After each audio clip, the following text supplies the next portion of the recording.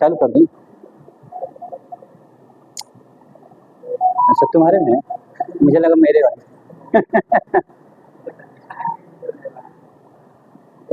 Video call, group video call आ रहा है।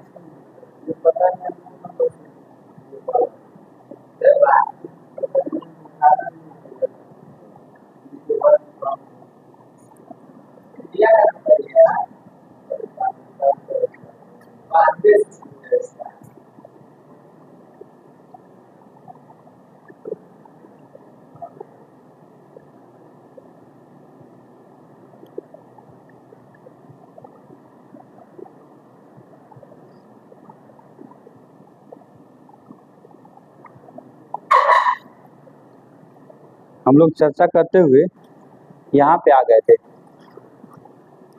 पड़ोसी देशों के बारे में पढ़े हुए थे। हाँ, उत्तर प्रदेश से कौन सा स्टेट नहीं लगता? अच्छा, ये है उत्तर प्रदेश, यही है ना उत्तर प्रदेश?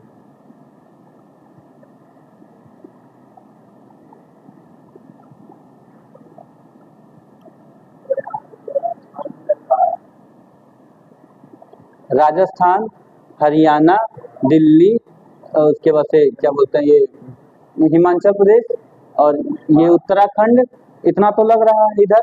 फिर ये मध्य प्रदेश, क्या बोलते हैं झारखंड और बिहार, ये सारे लगते हैं। ठीक, नौ नौ जिले सॉरी 9 राज्य लगते हैं उत्तर प्रदेश से। ठीक, अब इससे कौन कौन नहीं लग रहा? तो ये बहुत दूर है, नहीं लग रहा है। यहाँ पे सिक्किम है, बहुत दूर है, नहीं लग रहा है। यहाँ पे पंजाब है, बहुत दूर है, नहीं लग रहा है। तो इस टाइप से ऑप्शन देखना पड़ेगा कौन सा है उसमें ऑप्शन। ठीक, उन 9 राज्यों के अलावा दिया होता है वो। क्या है ऑप्शन?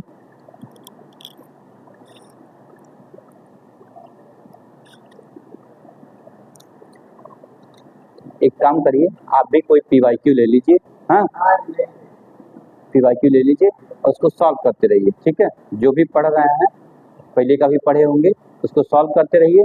अच्छा, कोई प्रैक्टिस सेट मैथ्स के लिए ले लीजिए।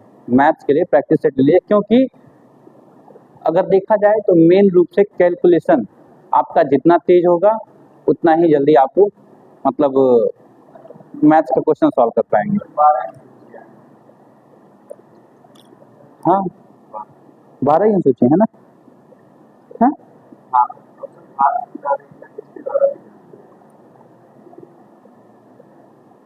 राष्ट्रपति, राष्ट्रपति जो भी काम होता है इंडिया में राष्ट्रपति के नाम से ही होता है। कहने के लिए, हाँ कहने के लिए, औपचारिक रूप से नहीं, कहने के लिए राष्ट्रपति बहुत ही पावरफुल है। इंडिया में सारा वर्क उसी के नाम से होते हैं। करने के लिए भले ही वो प्रधानमंत्री करें, लेकिन कहते हैं वो प्रधानमंत्री की। राष्ट्रपति ने कहा था, राष्ट्रपति ने कहा था 370 हटाओ। राष्ट्रपति ने कहा था कि ये जो भी काम थे, जैसे कि राष्ट्रपति ने कहा था कि उत्तर प्रदेश से उसको अलग कर दो, उत्तराखंड को अलग कर दो। तो जो भी वर्क होते हैं इंडिया में, जो भी वर्क हो रहा है, अभी CA आया था ना, CAA है, constitution amendment act, sorry constitution कह रहे हैं, क्या बोलते हैं भाई, सिटीजनशिप अमेंडमेंट एक्ट आया था ना। तो नहीं मालूम है? नागरिकता संशोधन अधिनियम, नागरिकता के पे बात चल रही थी तो मुसलमान चिल्लाए थे कि कागज दिखाओ, कागज दिखाओ। तो वो सारा काम राष्ट्रपति के नाम से ही होते हैं। हर एक काम, जैसे अगर मान लीजिए आप इंडिया के सिटीजन हैं, अच्छा काम कर दिए, अमेरिका की सरकार कहेगी कि हम उपाधि दे रहे हैं, पुरस्कार दे रहे हैं, इतना रुपया इनाम दे रहे हैं, तो वो आप पैसा भी इनाम वाला नहीं ले सकते। कब तक? जब तक राष्ट्रपति आपको मंजूरी ना दे दें। वो पुरस्कार लेने के लिए भी आपको राष्ट्रपति से परमिशन लेनी पड़ती है। जो भी काम है राष्ट्रपति के परमिशन से ही होता है। ठीक,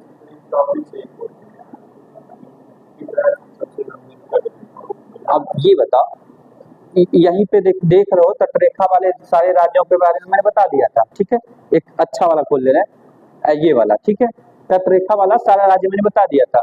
अब देखो ये गुजरात है, ऐसे करके यहाँ से इतना लंबा यहाँ तक आया, ठीक है। अब इतना लंबा कोई और दिख रहा है क्या? इसका वाला यहाँ से बस गोवा का सबसे छोटा है, ठीक। आंध्र प्रदेश का यहाँ से सॉरी कर्नाटक का यहाँ से यहाँ तक है, केरल का यहाँ से यहाँ तक है। कुल मिला के कहने का मतलब ये है कि सबसे लंबा पहले नंबर पे, लंबाई के मामले में पहले नंबर पे ये आता है, दूसरे नंबर पे ये आता है आंध्र प्रदेश नहीं, आंध्र प्रदेश, ठीक है। दूसरे नंबर पे ये आता है और यही दो के बारे में पूछता भी, ठीक है।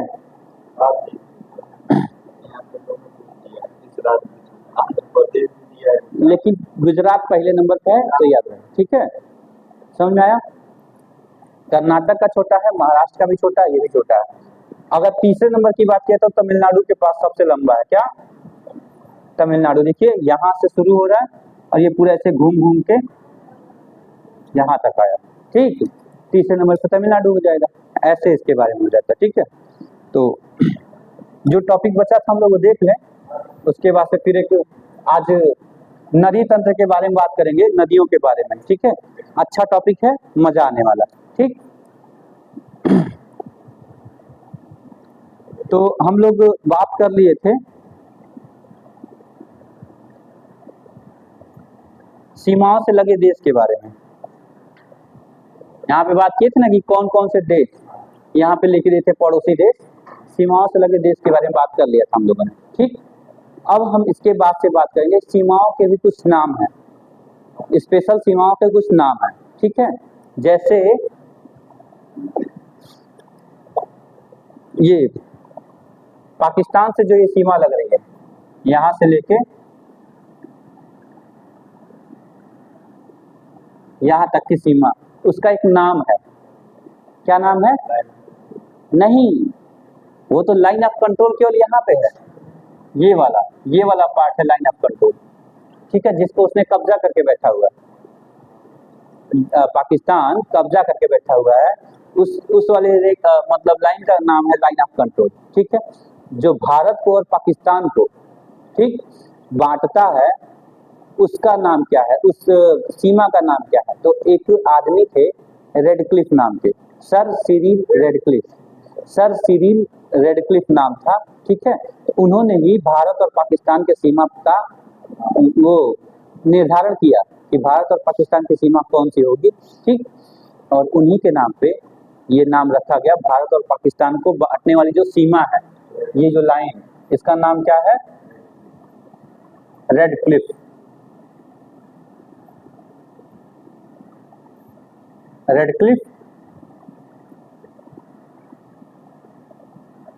लाइन बोलते हैं, ठीक है। ये आदमी थे, भारत बंटवारा जब हो रहा था तो पाकिस्तान बोल रहा था ना कि मुझे एक अलग, जिन्ना बोल रहे थे कि मुझे एक अलग देश चाहिए, मुझे एक अलग देश चाहिए। तो पाकिस्तान का बंटवारा कर दिया गया। तो पाकिस्तान का बंटवारा कहाँ कहाँ मिला था? पाकिस्तान को कहाँ कहाँ मिला था? तो ये पूरा एरिया इसको मिला, ये वाला, ठीक। और एक एरिया और मिला, ये वाला, ठीक है। ये तो पाकिस्तान दो जगह मिला, पाकिस्तान को दो जगह दिया गया। क्यों? क्योंकि इस वाले एरिया में भी मुस्लिम ज्यादा रहते थे, ठीक, और इस वाले एरिया में भी मुस्लिम ज्यादा रहते थे। तो गांधी जी ने कहा कि हम पाकिस्तान को देने वाले ही हैं पाकिस्तान को, तो एक काम करते हैं, जहां मुस्लिम ज्यादा हैं उसी एरिया में दे देते हैं। तो वो पाकिस्तान वाले कहते थे कि हम जो देश बनाएंगे उसमें केवल मुसलमान रहेंगे, ठीक। तो इंडिया का भी यही प्लान था कि ठीक है, अगर केवल मुसलमान रहेंगे तो भारत में भी केवल हिंदू ही रहेंगे, बाकी सारे मुसलमान जाएंगे। तभी एक सिचुएशन बना भारत और पाकिस्तान के बंटवारा के बीच, तभी एक सिचुएशन बना कि जितने, जब ये चीज पता चला कि पाकिस्तान बनने वाला है, तो जितने मुस्लिम थे सब यहाँ से छोड़ के जाने लगे पाकिस्तान की तरफ, ठीक। और जितने हिंदू थे सब पाकिस्तान के रीजन से भाग के इंडिया में आने लगे, ठीक है। तो इसी में भाई लोग दुश्मनी भी तो निकालते थे, लड़ा दिए, 40 लाख लोग मरे थे, 40 लाख लोग। तो उसको 14 अगस्त के दिन पाकिस्तान आजाद हुआ, ठीक। उसके बाद से ये आना जाना शुरू हो गया सारे मुस्लिम हिंदुओं का, और उसमें इतनी भयंकर मतलब मार काट मचा। उस पर बहुत सारे मूवी बनी है। एक फेमस मूवी गदर है, गदर, ठीक, गदर सनी देओल का, वो इसी पे बना है। मतलब इधर से ट्रेन जाती थी, उधर से ट्रेन आती थी, लाशें भर के जाती थी, लाशें भर के आती थी। जो भी प्लेटफॉर्म हुआ करते थे, जो भी पब्लिक प्लेस हुआ करते थे, सारे मतलब बहुत बुरा कंडीशन हुआ था, और 40 लाख लोग मारे गए थे उस बंटवारे में केवल, ठीक। उसी को भारत सरकार ने अभी जल्दी क्या किया है कि उसने विभाजन विभीषिका दिवस नाम से क्या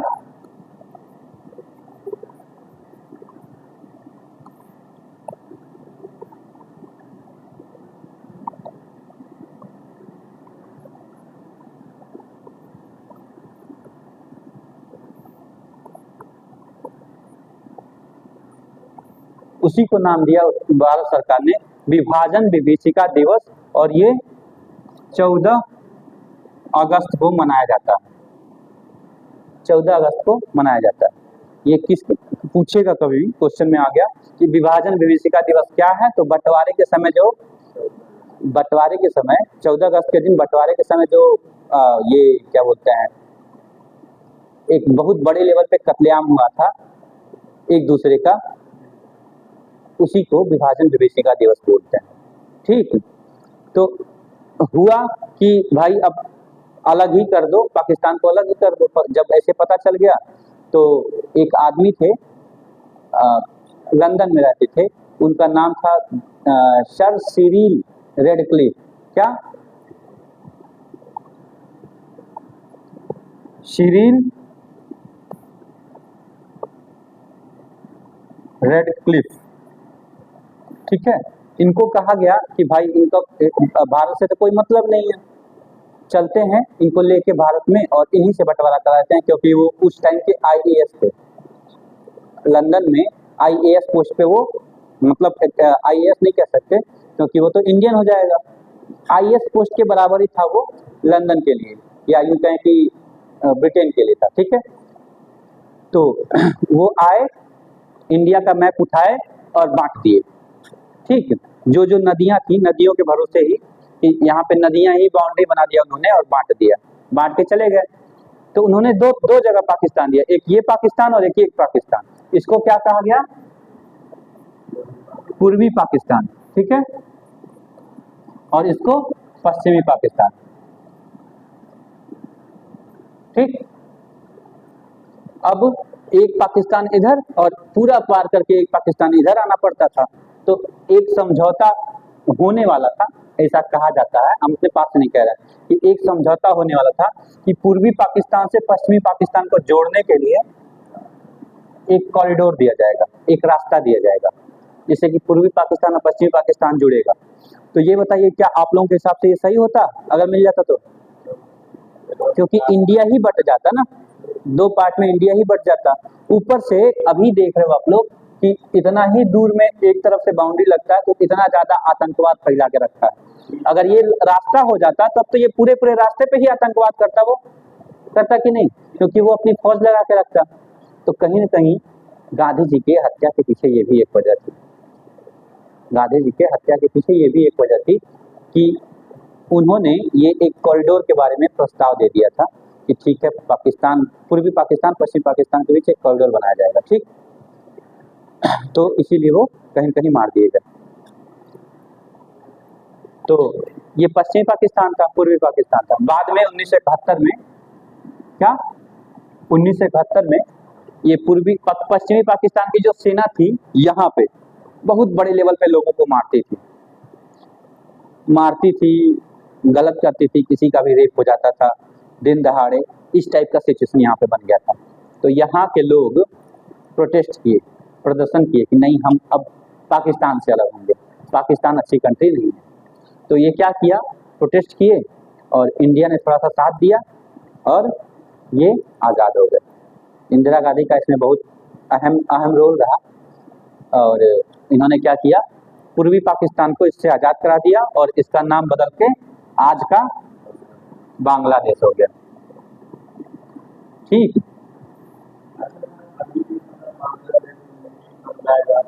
हाँ भाई, बांग्लादेश में अभी 98 या 99% के करीब मुस्लिम है वहाँ पे।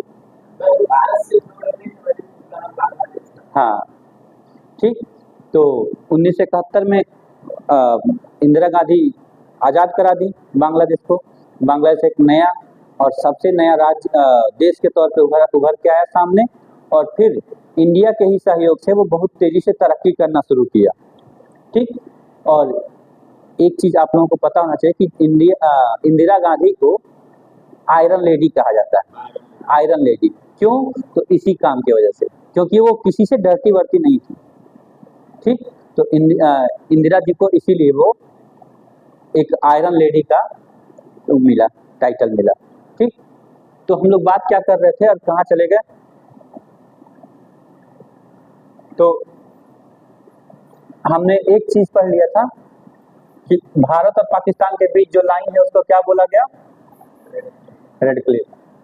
तो ऐसा नहीं है कि ऐसे पूछ दे भारत और बांग्लादेश के बीच के लाइन को क्या बोलते हैं, सीमा रेखा को क्या बोलते हैं, तो वो भी पाकिस्तान ही था ना, उसको भी रेड क्लिफ ही बोलते हैं।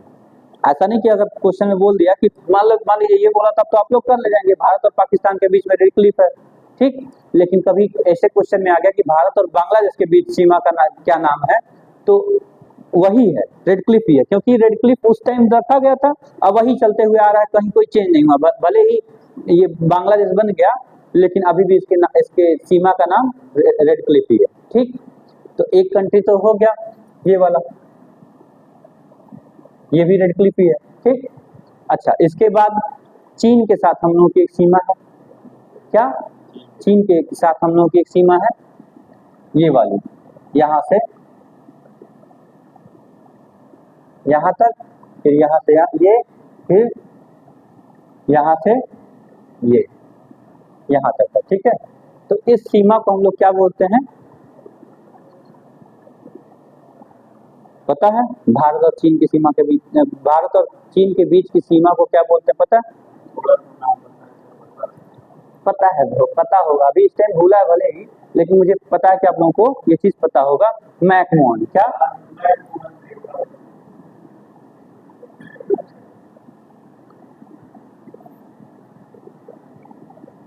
ठीक है, मैकमोहन रेखा। ठीक है। अच्छा, एक रेखा के बारे में और जिक्र है थोड़ा सा, कहीं कहीं कभी कभी पूछ देता है, मैकडोनाल्ड लाइन, मैकडोनाल्ड रेखा। ठीक है। तो ये भी भारत और चीन के बीच में ही है। हाँ, लेकिन कहाँ है वो? थोड़ा सा, बहुत छोटा सा लाइन है, वो यहाँ पे है, यहाँ पे, जिसको मैंने LAC लिखवाया था। LAC, इधर LOC है। क्या? ये LOC है और ये LAC है। क्या? Line of control. ठीक। और ये क्या है? Line of actual control. Actual मतलब कि वास्तविक, वास्तविक नियंत्रण रेखा। तो इतना पार्ट को चीन ने कब्जा किया हुआ है आज के डेट में, और इतना पार्ट को, ये अगर ऐसे ले लिया जाए तो इतना पार्ट को पाकिस्तान ने हम लोग का कब्जा किया हुआ है। हम भारत के पास केवल इतना ही है कंट्रोल में लगभग। ठीक। तो हम लोग इसको LOC बोले थे क्योंकि ये भारत और पाकिस्तान के बीच में है। ये LAC जो है वो भारत और चीन के बीच में एक लाइन है। ठीक है। और इसी को क्या बोलते हैं? मैकडोनाल्ड लाइन ही बोलते हैं, क्योंकि सर मैकडोनाल्ड ने ही वो लाइन को डिसाइड किया था। ठीक है।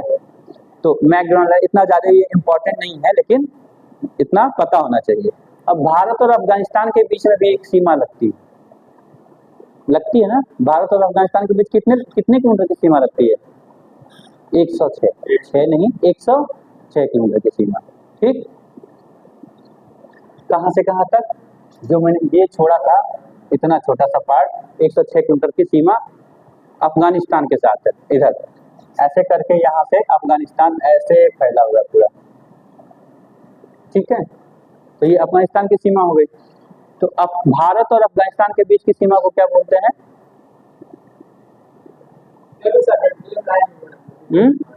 नहीं, ये रेड क्लिफ नहीं बोलेंगे, इसका नाम दूसरा है। क्या नाम है? क्या नाम है? डूरंड है। Durand, Durand. हाँ,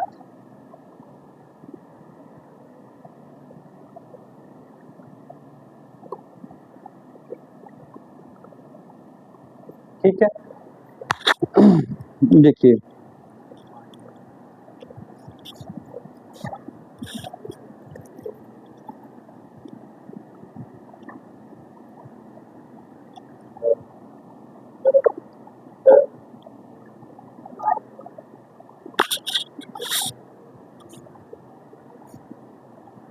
ठीक है, तो ये 3 लाइन है जो कि हमको याद करना है।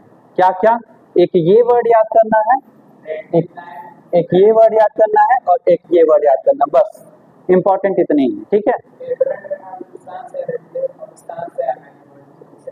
हाँ मैकमोहन चीज से। ठीक है, बस इतना, इसमें इतना ही क्लियर करना था।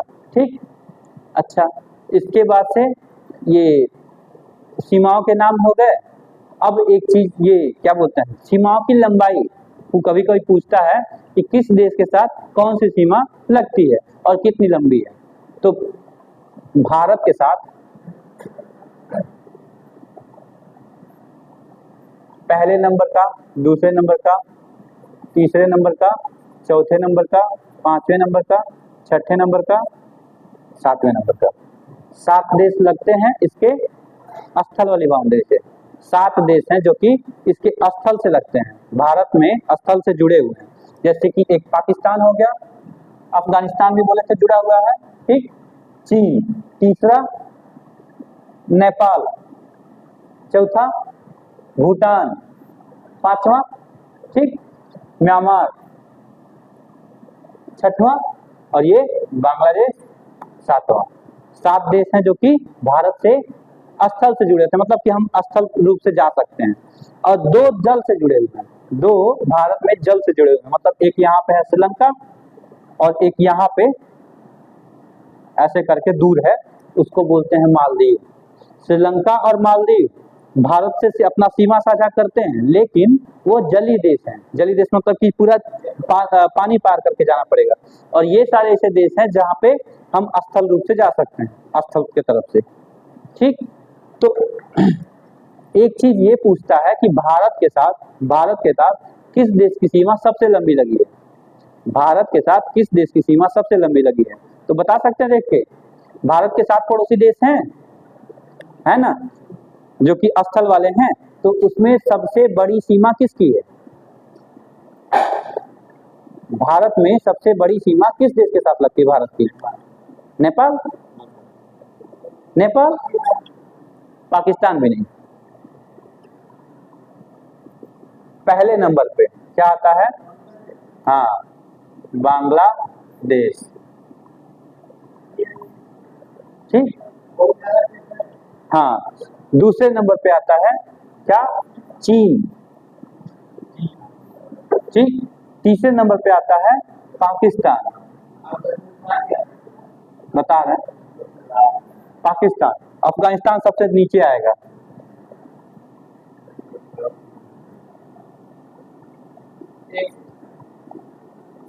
अफगानिस्तान। ठीक है, अभी हम सबका लंबाई लिख दे रहे हैं। ठीक, इसके बाद से आता है, पाकिस्तान के बाद से आता है नेपाल। ठीक है, कितने बचे? 2 और बचे। कौन कौन से बचा है? बांग्लादेश हो गया, चीन हो गया, नेपाल हो गया, पाकिस्तान, अफगानिस्तान हो गया और म्यांमार और हाँ एक है म्यांमार।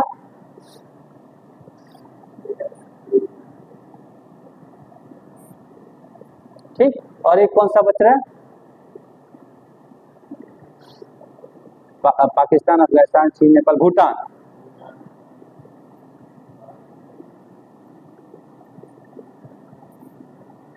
ठीक, भूटान।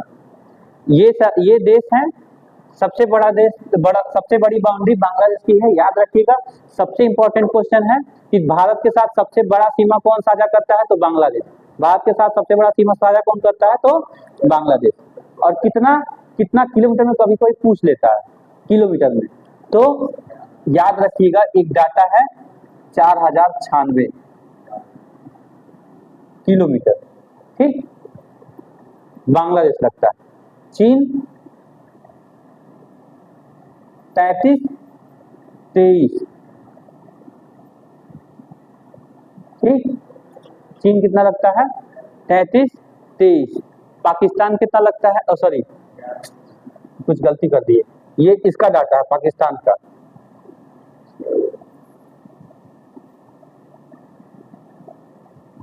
ठीक है, 33-23 है, इसका है 34-88। ठीक है, ये तीनों तो याद होने ही चाहिए क्योंकि ये तीनों टॉप 3 में पूछ लेता है, अरेंज करने के लिए पूछ लेता है कि भारत के पड़ोसी देशों के सीमाओं के बढ़ते हुए क्रम में या घटते हुए क्रम में व्यवस्थित करें। ठीक, तो जब भी घटते हुए क्रम में व्यवस्थित करेगा तो हम इधर से शुरू करेंगे, बढ़ते हुए क्रम में करेगा तो इधर से। ठीक, अफगानिस्तान का है 106 किलोमीटर। ठीक है, 106 किलोमीटर में। ठीक, उसके बाद से दो और हैं, नेपाल का 1751 लगता है, क्या 1751 किलोमीटर। ठीक है, और अफगानिस्तान का लगता है, सॉरी म्यांमार का लगता है 1643। कितना, 1643 किलोमीटर। इसको अभी फोटो ले लीजिएगा या लिख लीजिएगा। फिर उसके बाद से भूटान का 699 केवल। ठीक है, भूटान है 699। भूटान कौन सा देश है, ये छोटा वाला देश है। ठीक है, यहाँ पे अपना एक वो था, देश था, अब अपना एक राज्य है वहां पे। ठीक है, भूटान 699 किलोमीटर, सबसे छोटा अफगानिस्तान का। अगर उल्टा में पूछे तो अफगानिस्तान, भूटान और म्यांमार याद रखिए। अब घटते बढ़ते हुए पूछे तो बांग्लादेश, चीन और पाकिस्तान बड़े से पूछे तो। ठीक है, ये चीज क्या था कि सीमाओं के नाम हो गए थे और उनकी लंबाई हो गई थी। ठीक है, समझ में आया। तो हम ये जो 3488 किलोमीटर की लाइन है, 3488, उसको हम मैकमोहन रेखा कह रहे हैं। ठीक है, और बांग्लादेश और पाकिस्तान दोनों को मिला के जो लाइन होगी उसको हम रेड क्लिफ कह रहे थे। ठीक है, और ये जो अफगानिस्तान वाला का नाम बस डूरंड है। यही 3 लाइन है जो कि हमको याद करना है, पूछता है। ठीक, रेड क्लिफ किस किस देश के साथ ये है, ये भी पता होना चाहिए। तो मैंने बता दिया ना रेड क्लिफ की कहानी की, वो उनका नाम पूरा था सर सिरिल रेडक्लिफ, और लंदन में रहा करते थे। उनको बस बुलाया गया कि भारत और पाकिस्तान का बंटवारा कर दें, तो वो मैप पे ही बना दिए कि हाँ ये पाकिस्तान रहेगा, पूर्वी पाकिस्तान, ये पश्चिमी पाकिस्तान, और ये भारत रहेगा। ठीक है, तो उन्होंने ही लाइन डिसाइड किया था। ठीक, अब एक टॉपिक और है,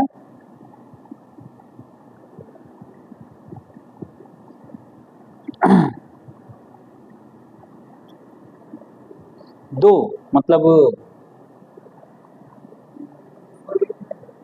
है, लिख लो, ये नोट कर लो, साइड कहीं साइड में नोट कर लो।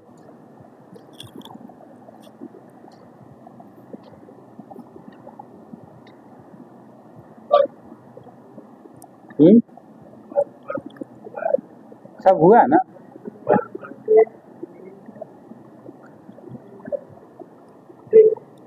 भाई सब लोग पढ़े हैं, हर चीज ये चीज पढ़े हुए हैं, लेकिन भूले हुए हैं क्योंकि उसका कोई काम नहीं लगा। अब काम लगेगा, जब टेस्ट में एकदम सेम सेम क्वेश्चन देखने को मिलेगा तो ये काम लगेगा कि नहीं, पढ़ना चाहिए और याद करना चाहिए।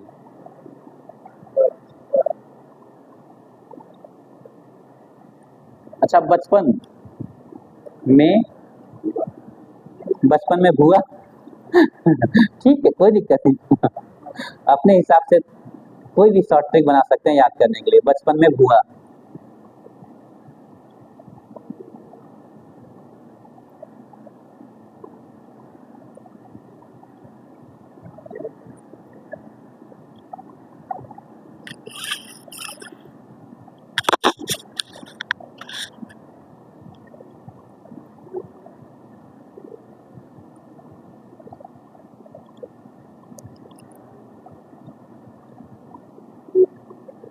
हो गया।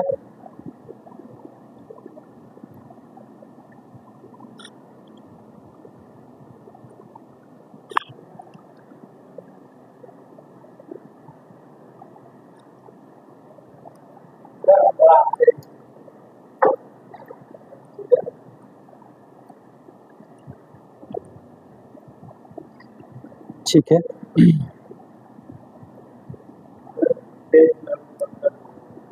एक से 2 दिन बताएंगे, एक दिन पहले बता दिया जाएगा, याद करने का मतलब रिवाइज करने का टाइम मिल जाए आपको। हाँ हाँ ठीक है, बता दिए तो। अच्छा, अब आएगा एक भारत का मानक समय। भारत का मानक समय हमेशा पूछता है, एक लाइन का है, ठीक है। एक लाइन का मतलब कि समझना तो पड़ेगा, लेकिन उसको बस एक वर्ड है जो कि याद करना पड़ेगा। भारत का मानक समय कितना है, तो अभी बता दे रहे हैं, और कहाँ से गुजरता है ये भी बता दे रहे हैं, उस पर भी राज्य पूछता है, ठीक। मानक समय कभी बता रहे हैं,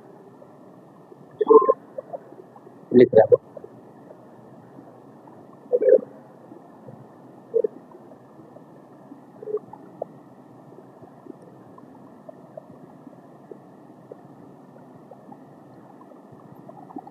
भारत का मानक समय, रेखा भी लिख लेते हैं। तो सबसे पहले हम देखेंगे मानक समय के बारे में क्या है।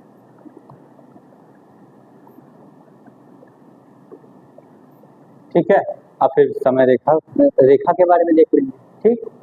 तो सबसे पहले आप एक मिनट देखते हैं, पहले कोई फोटो है कि नहीं इसमें, उस हिसाब से। फोटो तो नहीं है,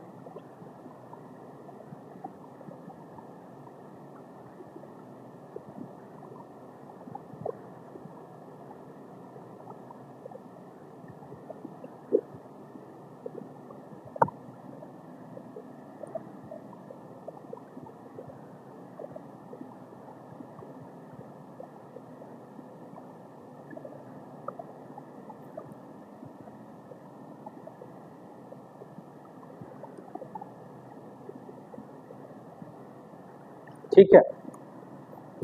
भारत का नक्शा है और इसमें पूछता है भारत का मानक समय, ठीक। तो सबसे पहले तो आप ये देखिए कि मैंने एक ग्लोब बनाया था पहले, क्या ऐसे करके एक ग्लोब बनाया हुआ था, ठीक। उस पे 2 तरह की लाइन को दिखाया था, कौन कौन से,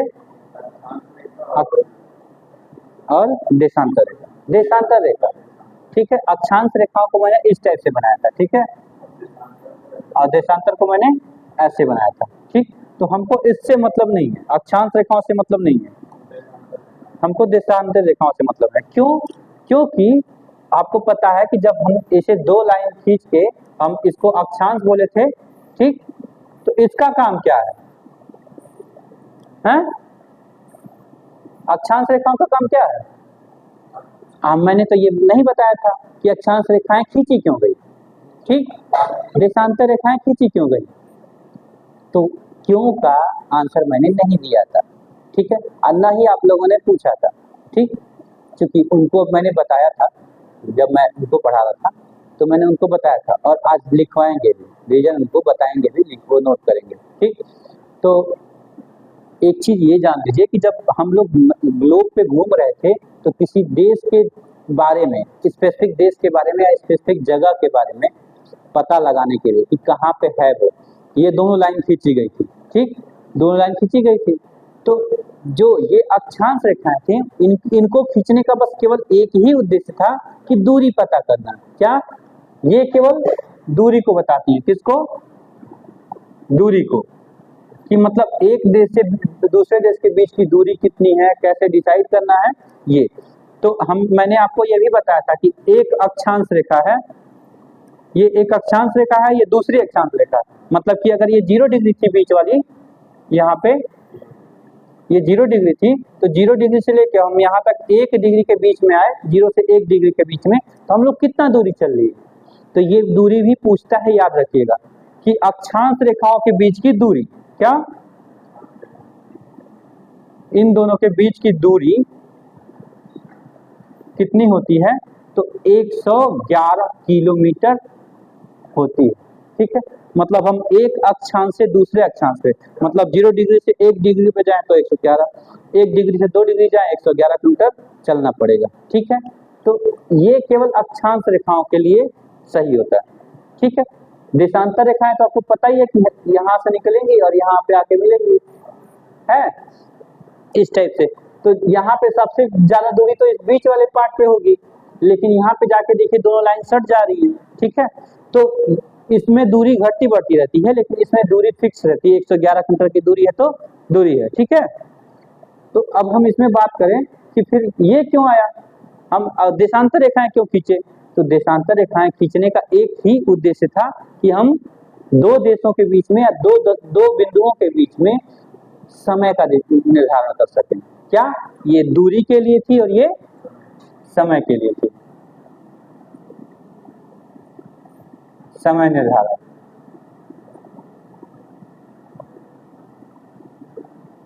आया, हुआ क्लियर कि इसका काम क्या है। उस दिन नहीं बताया था मैंने, क्योंकि उस दिन बताते तो शायद आप लोग भूल जाते। तो आज मैं बता रहा हूं कि देशांतर रेखाओं का काम समय निर्धारण करना है, ठीक, और ये अक्षांश रेखाओं का काम दूरी डिसाइड करना है, ठीक है। अच्छा, चूंकि जब ये सब बनाया जा रहा था, ग्लोब के बारे में पढ़ा जा रहा था, ग्लोब पे जो लाइंस खींची गई हैं उनको जब बनाया जा रहा था, तो उस टाइम यूरोपियों का दबदबा था। किसका? यूरोपियों का दबदबा था। तो उन्होंने अपने हिसाब से ही ये लाइन को डिसाइड किया, ठीक। तो जो ये वाली रेखा थी वो तो हर देश से निकल रही है और सबका स्पेसिफिक नाम दे दिया गया, लेकिन इस रेखाओं में अपनी मनमानी दिखाई गई। कैसे?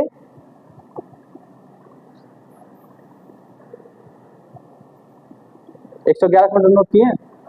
हाँ, तो हुआ क्या था कि यूरोपियों में, यूरोपीय कंट्री में, यूरोपीय देशों में एक देश है जिसको बोलते हैं हम लोग ब्रिटेन, ऐसे करके है कुछ, क्या बोला जाता है, यूके या ब्रिटेन, ठीक है। क्योंकि यूके 4 देशों से मिलकर बना हुआ है, 4 देशों से, ठीक। उसी में एक ब्रिटेन है, ठीक है। जैसे कि यूएसए है ना कि 50 राज्य मिलकर बनाए हुए हैं उसको, अमेरिका को, तो ऐसे ही यूनाइटेड किंगडम भी 4 देश या 4 राज्यों से मिलकर बना है, जिसमें एक थेल्स आता है। क्या? थेल्स एक उसकी कंट्री है। फिर उसके बाद से एक है लंदन, ठीक, और एक है आयरलैंड, और एक का नाम अभी भूल रहा है। 4 हैं जो कि मिलके बनाते हैं पूरा ब्रिटेन या पूरा लंदन, सॉरी लंदन का यूके, नहीं न्यूयॉर्क यूएसए में भाई, उसको कहाँ है इसके में ले दे रहे हैं, ठीक। तो ये हो गया। तो उसने क्या किया, लंदन के एक जगह है, लंदन में एक जगह है, हाँ, जिसको क्या बोला गया, जगह है मतलब एक बिल्डिंग है, लंदन में एक बिल्डिंग है जिसका नाम है ग्रीनविच। क्या?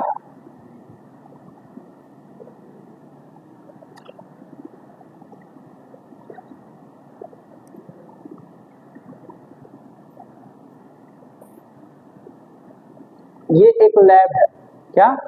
लैब, लेबोरेटरी, ठीक है, जहाँ पे ये दिन के बारे में अध्ययन किया जाता है, मौसम के बारे में अध्ययन किया जाता है, तो उसका नाम ग्रीनविच है।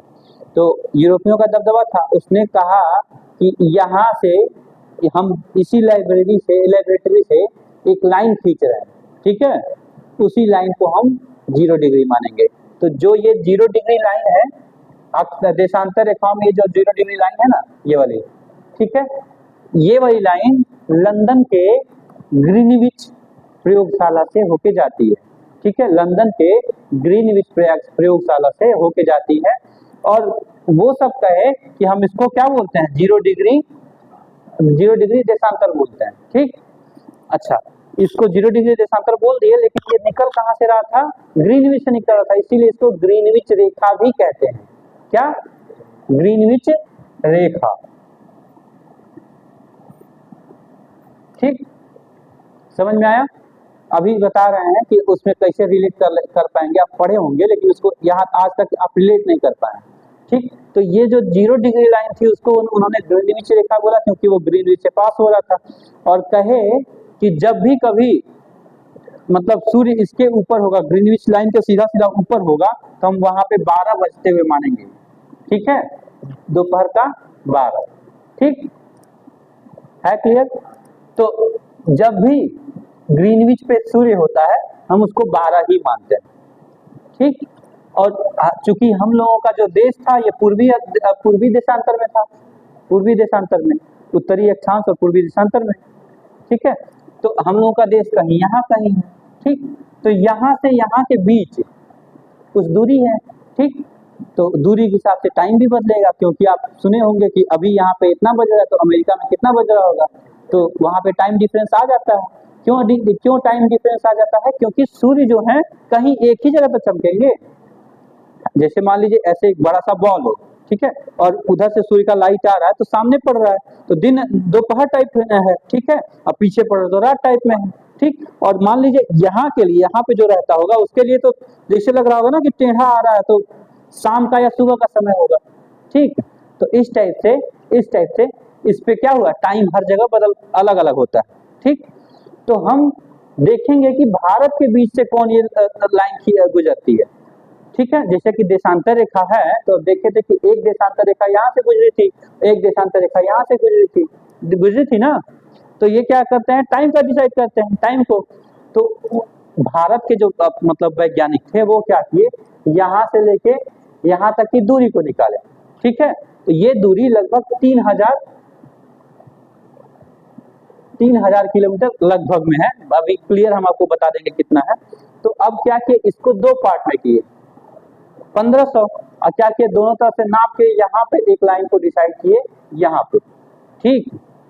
एक लाइन बनाए जिसको हम लोग क्या बोलते हैं, IST, क्या IST, क्या इंडियन स्टैंडर्ड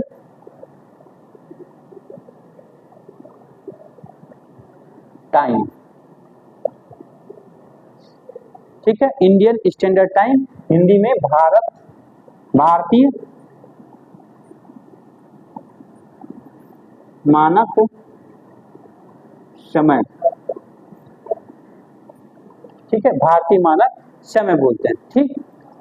तो इसको डिसाइड कैसे किया गया, जो सबसे पश्चिमी और जो सबसे पूर्वी देशांतर था उसी का आधा आधा कर दिया गया। तो अब क्या होता है, क्योंकि आपको पता होगा कि गुजरात, ये गुजरात है और वो अरुणाचल प्रदेश है, तो अरुणाचल प्रदेश में जब तक 7 बजता है और यहाँ पे जब तक 7 बजता है, तो यहाँ पे अगर 7 बजता है, जैसे आप मुंबई में जाएंगे तो 7 बजे आपको लगेगा, घड़ी में तो 7 बज रहा है लेकिन लगेगा अभी सूर्य निकल रहा है, ठीक। और यहाँ पे अगर अरुणाचल प्रदेश में जाएंगे तो घड़ी में तो जैसे लगेगा 7 ही बज रहा है, लेकिन जैसे लगेगा कि एकदम सूर्य यहाँ पे आ गया, एकदम लोगों को धूप बहुत तेज लग रहा है, जैसे लगेगा ना कि वो 10 बजे का टाइम हो गया। ऐसे क्यों होता है, क्योंकि बीचों बीच में हम लोग जो समय हम लोग लेते हैं, ये बीचों बीच वाला समय लेते हैं। भारत में जो समय चलता है, ठीक, ये बीचों बीच का समय, मतलब जो इस वाले यहाँ पे एक पॉइंट है, ठीक है, इस पॉइंट को बोलते हैं नैनी, ठीक है, जो कि उत्तर प्रदेश के प्रयागराज में पड़ता है। क्या उत्तर प्रदेश का प्रयागराज है, वहां पे एक जगह है नैनी, ठीक है, नैनी। कहीं कहीं प्रयागराज में मिलता है, कहीं कहीं नैनी में मिलता है, लेकिन एग्जैक्ट वाला नैनी है। तो नैनी में माना जाता है कि नैनी में जितना बज रहा है वही टाइम पूरे भारत में चलेगा, ठीक। तो अभी नैनी में 7 बजा है, तब तक सूर्य की प्रकाश यहाँ पे ज्यादा हो चुका है और यहाँ पे जैसे लगता है कि ज्यादा टाइम हो रहा है, ठीक। और यहाँ पे अभी पहुंचा ही नहीं रहता, इसलिए लगता है कि सुबह का समय हो रहा है। तो आप लोगों को बस इसमें याद क्या करना है, ये नैनी पूछेगा भारतीय मानक समय और रेखा, क्या भारतीय मानक समय रेखा कहाँ से गुजरती है, तो बस आप लोगों का एक आंसर होना चाहिए कि प्रयागराज के नैनी से, क्या प्रयागराज के नैनी से। ये आप लोगों का ऑप्शन में दिखेगा, प्रयागराज के नैनी से, नैनी नहीं दिखेगा तो प्रयागराज दिखेगा, बाकी इसके अलावा और कुछ नहीं दिख सकता, ठीक। समझ में आया, क्लियर हुआ कि नहीं हुआ ना, कि अगर भारतीय मानक समय रेखा की बात की जाए तो वो एक भारत के बीचों बीच से गुजरता है और प्रयागराज के नैनी से होके जाता है, ठीक है। कभी कभी पूछ देता है कि इस पे कौन कौन से राज्य पड़ते हैं, तो देख रहे हैं एक उत्तर प्रदेश पड़ रहा है, एक मध्य प्रदेश पड़ रहा है, और यहीं पे छत्तीसगढ़ है, ये छत्तीसगढ़ था अभी बट गया है तो छत्तीसगढ़ हो गया, ये तो छत्तीसगढ़ भी पड़ता है, ये उड़ीसा भी पड़ता है और आंध्र प्रदेश भी पड़ता है। 5 राज्य हैं जो कि इस लाइन पर पड़ते हैं, उत्तर प्रदेश, मध्य प्रदेश, छत्तीसगढ़, उड़ीसा और आंध्र प्रदेश, 5 राज्य। ठीक है, कभी कभी पूछ लेता है कि भारतीय मानक समय रेखा पे पड़ने वाले कौन कौन से राज्य हैं। ठीक ठीक है, इसी के साथ हम लोग एक चीज और देख लिया जाए कर्क रेखा के बारे में, क्योंकि ये भी बहुत इंपॉर्टेंट है। वो जो मैंने बताया था आपको ट्रिक, क्या, एक मिनट हम बता रहे हैं।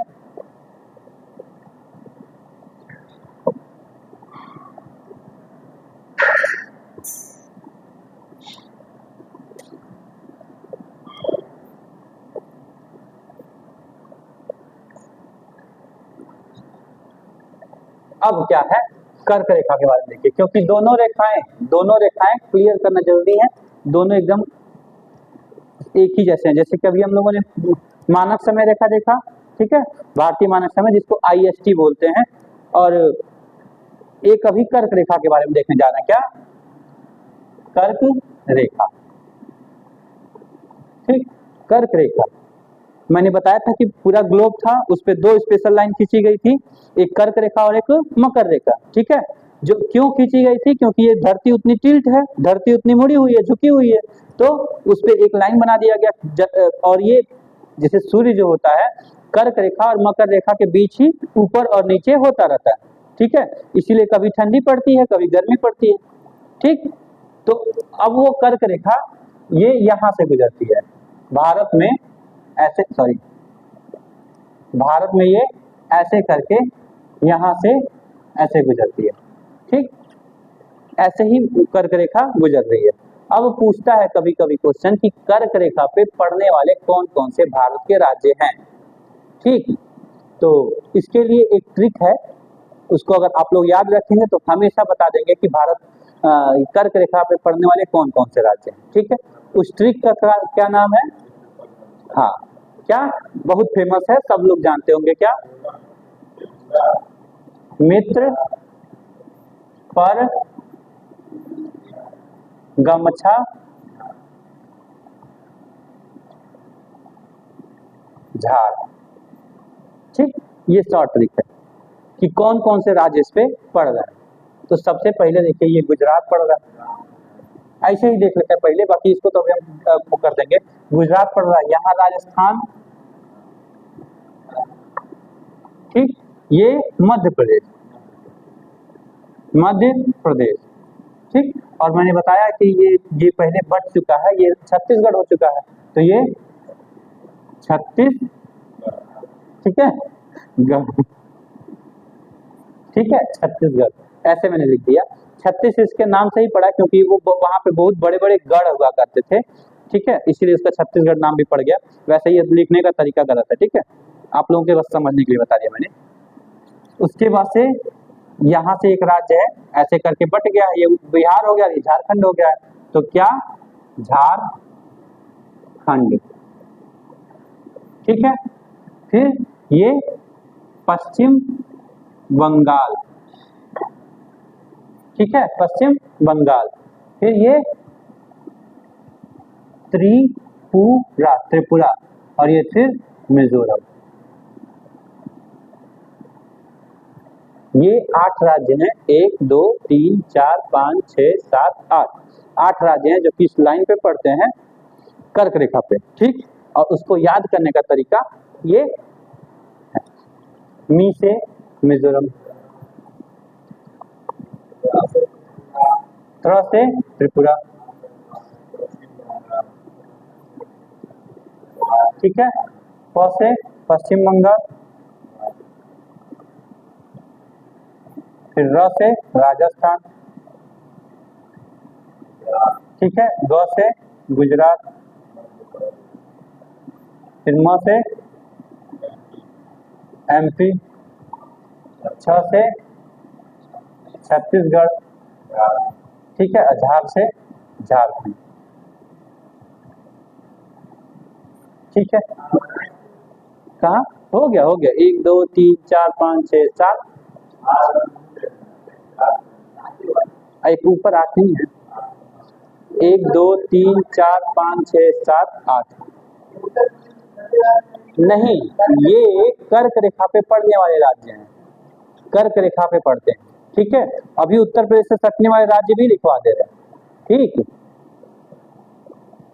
तो ये लिख लीजिए, नोट कर लीजिए इसको। ठीक है, क्योंकि इससे जरूर पूछता है।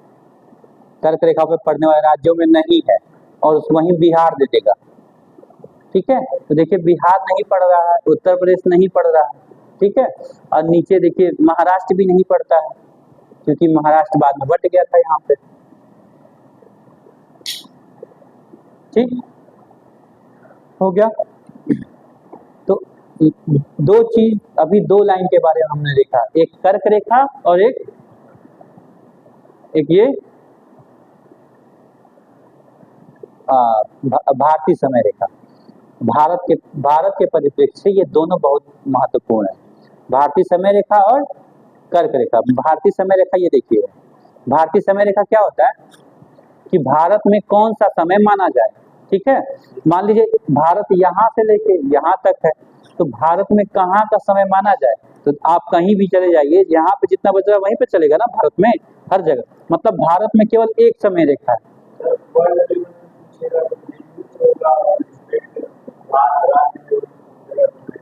नहीं, ठीक है, तो याद रखिए, कभी कभी ये पूछता है कि ग्रीनविच लाइन, ग्रीनविच लाइन क्या होता है। अभी आप चले गए थे ना बाहर, उस टाइम मैंने बता दिया कि ये ग्लोब था, ग्लोब पे ये जो देशांतर रेखाएं खींची गई, उनका काम क्या था,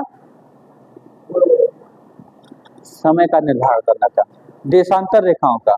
और ऐसे मैंने बना के और बताया था कि ये कैसे रेखाएं खींची गई हैं, क्या क्या बोलते थे इसको, अक्षांश रेखाएं।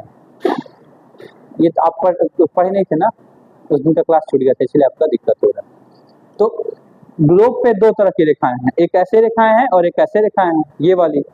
तो इनको अक्षांश रेखा बोलते हैं और इसको हम देशांतर रेखा बोलते हैं। ठीक, अक्षांश रेखाओं का काम दूरी डिसाइड करना है, दूरी, और देशांतर रेखाओं का काम समय निर्धारित करना है। ठीक, तो जब यूरोपीय बना रहे थे इसको, तो वो क्या किए, लंदन में एक ग्रीनविच लेबोरेटरी था, क्या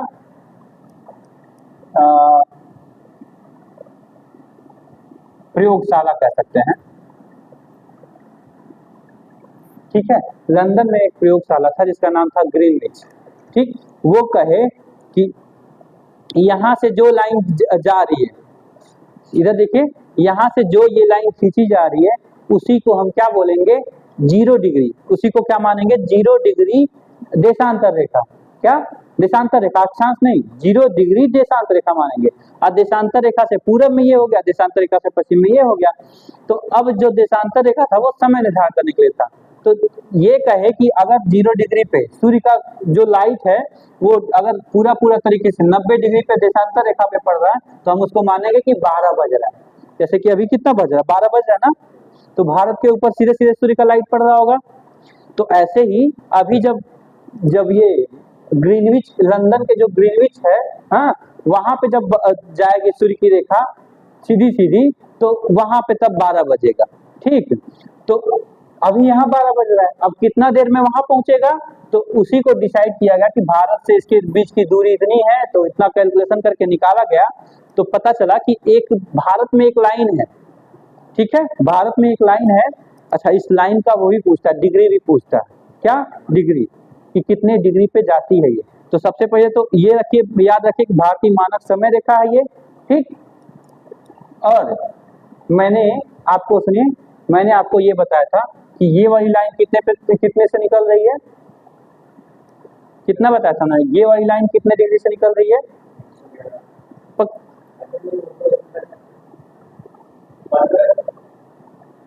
ये वाला जो मैंने बताया था। ठीक है, ये वाला लाइन मैंने बताया था कि 68 डिग्री 6 मिनट से शुरू हो रहा है। ठीक है, और ये वाला लाइन कहाँ जा रहा है, किबुथु वाला 97 डिग्री 25 मिनट पे। तो मैंने इसके बीचों बीच की लाइन को लिया है, समय रेखा बीचों बीच की लाइन को माना है ना, तो बीचों बीच की अगर लाइन को मैंने मान लिया, तो उसमें क्या हो गया,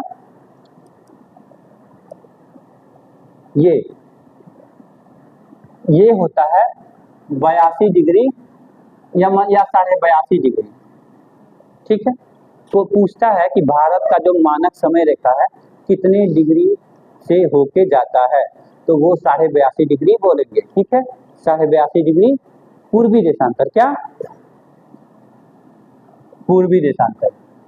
अब चूंकि यहाँ पे देख रहे हैं और यहाँ पे देख रहे थे, ये मैंने देखिए सब जगह पूर्वी लिखा था ना, पूर्वी पूर्वी लिखा था। तो अब देखिए ये यहाँ पे 68 था, यहाँ पे 97 था, तो बीचों बीच में 82 तो ही पड़ेगा। 68 से और 97 के बीच में बीचों बीच में 82 ही तो पड़ेगा। देख लीजिए, थोड़ा कैलकुलेशन करके देख लीजिए, यहाँ पे कर लीजिए। 68 और 97 जोड़ के आधा कीजिए तो 82 पड़ेगा ना। तो इसीलिए हम 82 डिग्री को भारत का समय रेखा कहते हैं। ठीक है, ठीक है, बटे 2 करो, भाग दो, देखो कितना आ रहा।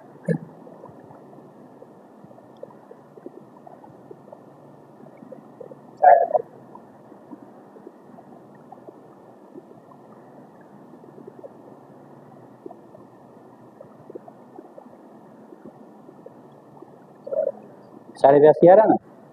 तो इसीलिए हम भारत का जो मानक समय रेखा लिए थे वो बीचों बीच वाली लिए थे, क्योंकि इधर से भी आधी दूरी, इधर से भी आधी दूरी। तो अब ये माना जाता है कि जो यहाँ क्या बोलते हैं, प्रयागराज के नैनी में जो समय हो रहा है वही मानेंगे कि पूरे भारत का समय वो है। ठीक, प्रयागराज के नैनी में। तो आप लोग पहले ये नोट करिए। ठीक, दूसरा नाम, ये जो IST इसका नाम ही बोलते हैं कि भारतीय मानक समय रेखा। ये पूछता है ठीक कि भारतीय मानक समय रेखा कहाँ से होके जाती है, तो ये एक चीज ये भी याद करने वाला है, नैनी प्रयागराज। ठीक है, इसमें 3 चीज याद करने वाला। ठीक, समझ में आया? अच्छा, जैसे यहाँ पे था कि इतने राज्य हैं, ऐसे कभी कभी ये भी पूछ लेता है कि इस वाले लाइन पे कितने राज्य हैं, मतलब कि भारतीय मानक समय रेखा पे कितने राज्य हैं, तो इस पे 5 हैं। कौन कौन से?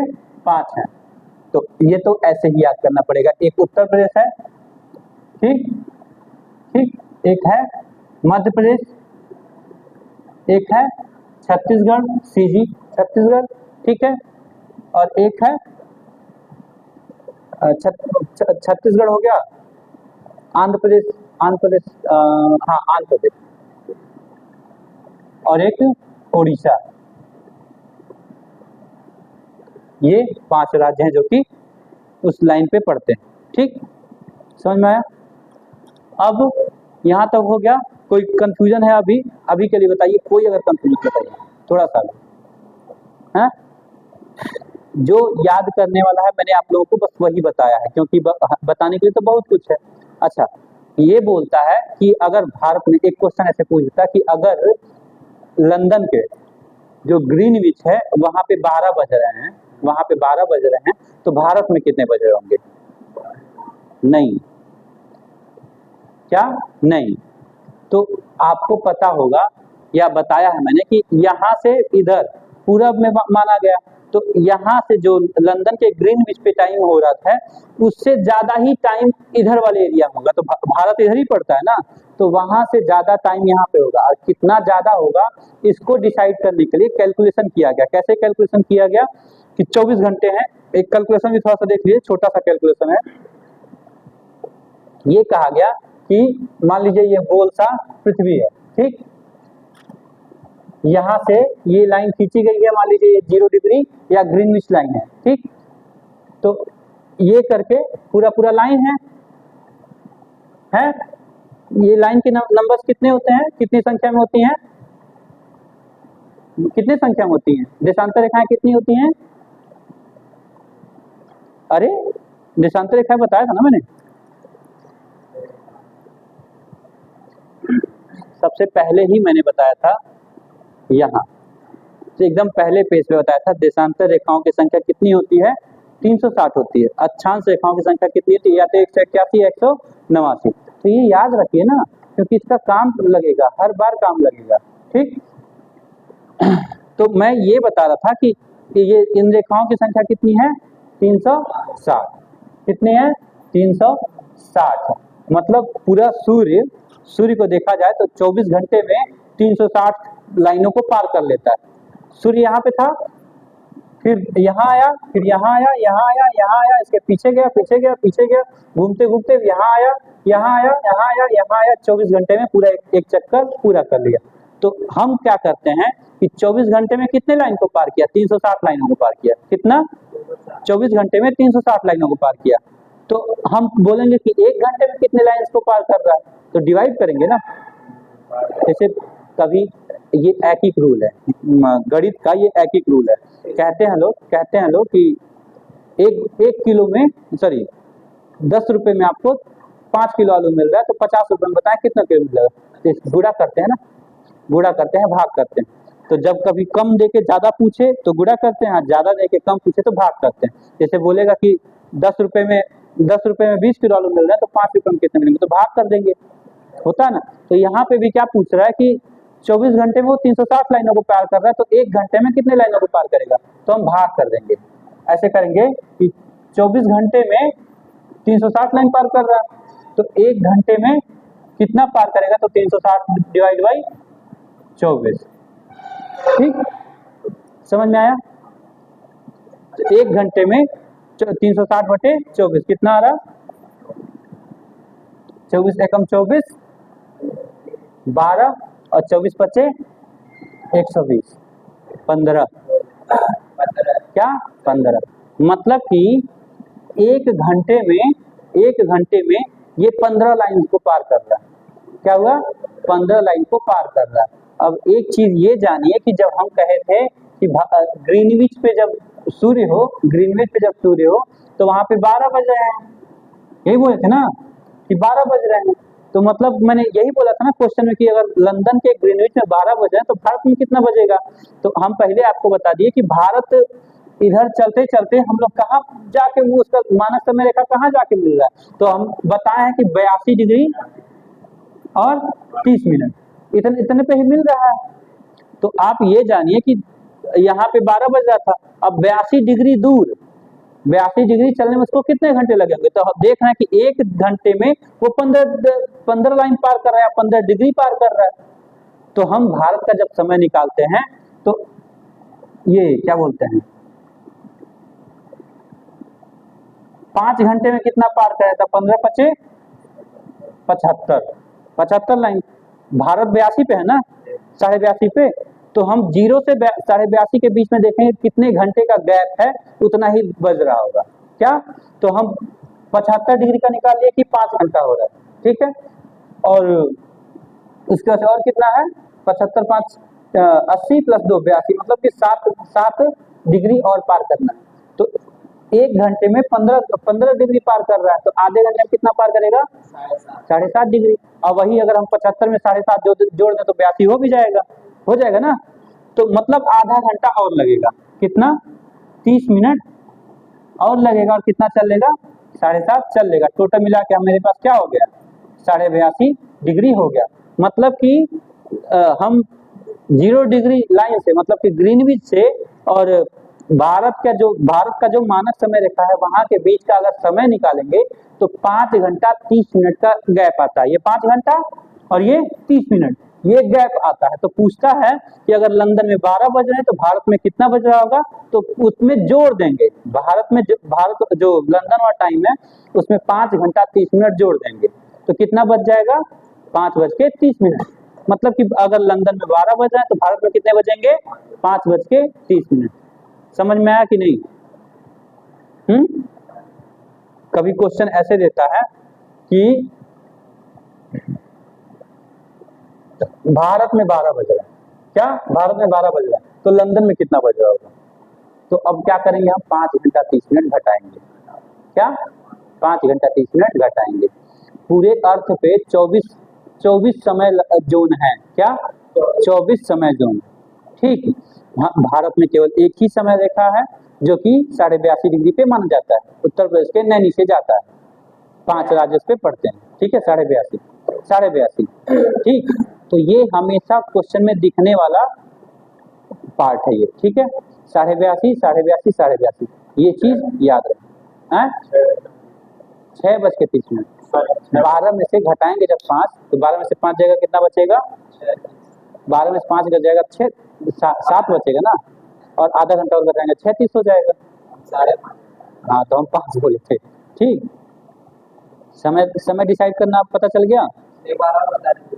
अच्छा ठीक है, तो वही हम बोल रहे हैं ना कि पूछिए, जब तक पूछेंगे नहीं तब तक दिक्कत दूर नहीं होगा। तो मैं ये बोल रहा था कि 24 घंटे में पृथ्वी को 360 लाइन पार करना पड़ रहा, मतलब कि इस पे 360 रेखाएं हैं, देशांतर रेखाएं, तो उस पे डिग्री लगता है ना, तो हम क्या करें कि 24 घंटे में 360 रेखाएं या 360 डिग्री पार कर रहा है। कौन? सूर्य। ठीक, तो अब हम पूछ लिए 1 घंटे में कितना पार करेगा, तो आ गया 15 डिग्री पार करेगा। ठीक है, हम 1 मिनट में निकाल लें, क्या 1 मिनट में निकाल लें कि 1 मिनट में कितने डिग्री पार करेगा। ठीक है, तो हम थोड़ा सा इसको और इलैबोरेट कर रहे हैं समझाने के लिए।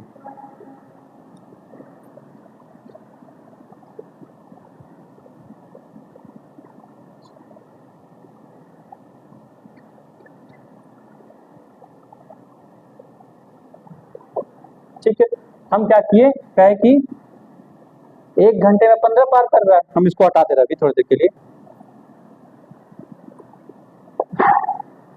तो हम क्या बोले, 60 मिनट में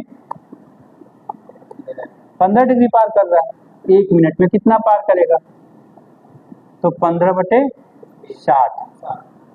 ठीक है, आ गया कितना, 1/4, मतलब एक मिनट में 1/4 डिग्री चल रहा है। तो गड़बड़ लग रहा है ना, 1/4 डिग्री लिखना, तो हम इसको 1 में चेंज कर लेते हैं। तो इधर हम 4 से क्या कर दिए, गुणा कर दिए, 1 बन जाएगा, तो 4 से इधर भी गुणा करना पड़ेगा ना। तो यहाँ पे क्या हो गया, 4 मिनट। ठीक है, और यहाँ पे 1 डिग्री, मतलब क्या है कि सूर्य 4 मिनट चलता है, सूर्य 4 मिनट चलता है, या अर्थ चलने के लिए तो अर्थ ही चलती है ना, लेकिन हम कह रहे हैं सूर्य पार कर रहा है, तो सूर्य 4 मिनट में 1 डिग्री पार कर गया, फिर 4 मिनट में 1 डिग्री पार कर गया, फिर 4 मिनट में 1 डिग्री पार कर गया, ऐसे ये कितना, 1 घंटा चला तो 15 डिग्री पार हो गया। कैसे, देख रहे हैं, 4 मिनट में 1 डिग्री चल रहा है, तो यहाँ पे कितना बनाना, ये यहाँ पे 1 घंटा बनाना है, तो 15 से गुणा किए, तो यहाँ पे भी 15 से गुणा करना पड़ रहा है, 15 चौको 60, तो यहाँ पे भी 15 हो जाएगा, मतलब कि 1 घंटे में 15 डिग्री और 4 मिनट में 1 डिग्री। तो ये आपको याद रखना कि 4 मिनट में 1 डिग्री चल रहा है। अब सूर्य ये ब्रिटेन से भारत का टाइम निकाला जाए, तो ब्रिटेन में मैंने क्या बोला था कि ब्रिटेन 0 डिग्री पे है, भारत 82.5 डिग्री पे है ना। तो हम इन दोनों के बीच का समय निकालें, तो क्या करते हैं, कभी भी ऐसे दिया रहे कि मान ले ब्रिटेन की जगह पे कोई और देश दे दे, ठीक है, अभी हम वो करके बता दे रहे हैं, तो हम क्या करते हैं, इसमें से इसको घटाते हैं, तो 82.5 में से 0 घटाएंगे तो नहीं बचेगा, तो हम क्या करेंगे, 82.5 गुणे 4 कर देंगे। क्यों, क्योंकि एक डिग्री चलने के लिए 4 मिनट लग रहे हैं ना, तो हम इतना डिग्री चलने के लिए कितना, तो 4 से गुणा कर दिए। तो अब देखिए 82.5 में 4 से गुणा करेंगे कितना आएगा, 328 मिनट, अब प्लस आधा डिग्री चलने में कितना लगेगा, 2 मिनट। देखो 330 मिनट आ गया, क्या 330 मिनट का डिफरेंस, और जब 330 मिनट को घंटे में बदलेंगे तो 300 प्लस 30, तो ये 6 घंटा, सॉरी 5 घंटा, 5 घंटे में तो 300 मिनट होता है, 5 छके 30, तो ये 5 घंटा हो गया, 30 मिनट हो गया, वही तो आया ना जो हम लोग निकाले थे, 5 घंटा 30 मिनट का। तो बस ये जानो कि अगर लंदन में 12 बज रहा है तो यहाँ पे 5:30 हो रहा होगा। तो कहा ऐसे एक क्वेश्चन आता है कि भारत का मानक समय रेखा ग्रीनविच से कितना आगे है, ये बोलता है, तो अगर ऑप्शन में ये दिखेगा प्लस 5 घंटा 30 मिनट, ये दिखेगा प्लस 5 आवर 30 मिनट, ऐसे लिख देगा।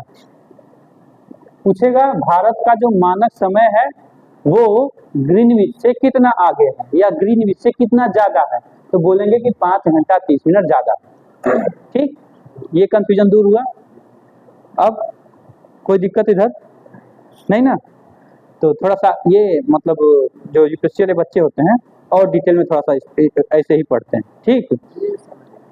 अच्छा, यहाँ पे एक चीज और पूछता है कि जैसे एक कंट्री है ओमान, हाँ, और एक कंट्री है बांग्लादेश।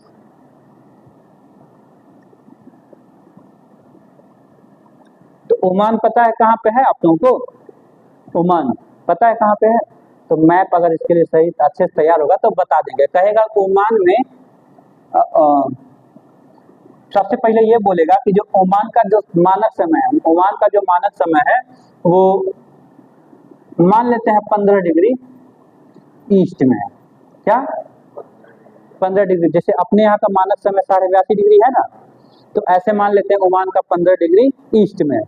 और कहेगा कि बांग्लादेश का जो मानक समय रेखा है वो 85 डिग्री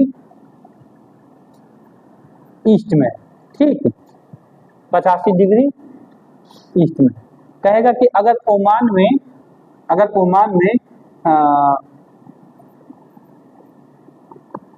3 PM हो रहा है, ठीक, तो ये बांग्लादेश में क्या समय हो रहा होगा, ऐसे पूछता है क्वेश्चन, ठीक। ओमान का ये दोनों दे दिया डिग्री और एक का समय दे दिया, एक का पूछ रहा है, ठीक। तो आप क्या बता सकते हैं?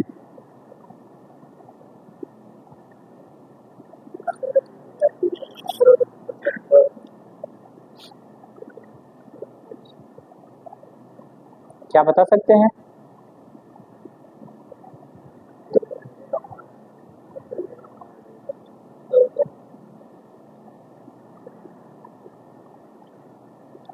तो इसमें आपको दो चीज याद रखना है कि 4 मिनट में 1 डिग्री चल रहा है सूर्य या पृथ्वी, ठीक है। ये चीज मैंने बताया था, कैलकुलेशन करके बताया था ना। अब एक चीज ऐसे दे देगा क्वेश्चन, तो सबसे पहले आप लोगों को क्या करना है, इसके और इसके बीच का डिफरेंस निकालना है, अंतर निकालना है कि कितने देर का अंतर है। तो आप देख रहे हैं यहाँ पे 15 डिग्री ईस्ट है और यहाँ पे भी ईस्ट है, मतलब ईस्ट से ईस्ट की तरफ ही चलना है, तो यहाँ घटा देते हैं। तो 85 में से 15 घटा देंगे, कितना? 65 हो जाएगा। 85 में से 15 घटाएंगे 70 होगा ना, तो 70 डिग्री का डिफरेंस है। क्या 70 डिग्री का डिफरेंस है? अच्छा, ये बोल दिया कि ओमान में 3 बज रहा है, ये पूरब में है और बांग्लादेश और पूरब में है, तो समय तो वहां पे और ज्यादा हो रहा होगा ना। तो जो यहाँ पे समय हो रहा है उसमें जो भी आएगा हम जोड़ेंगे।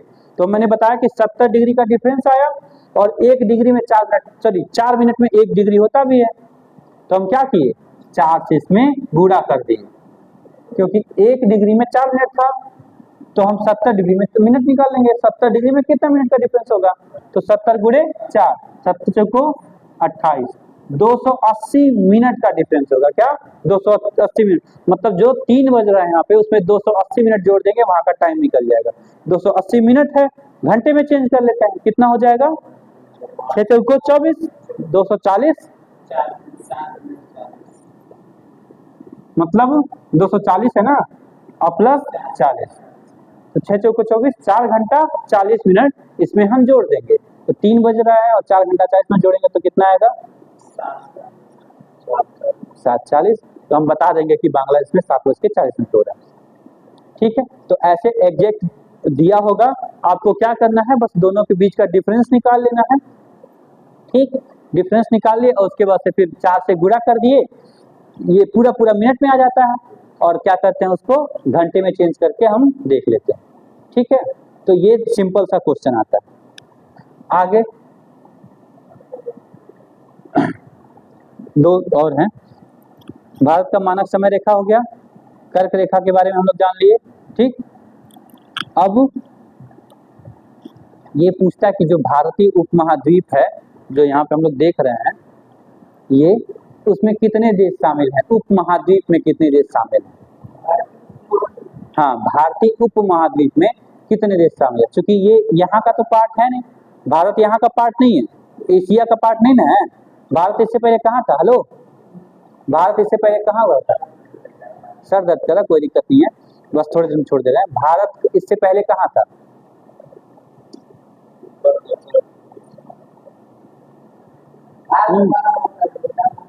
हैं?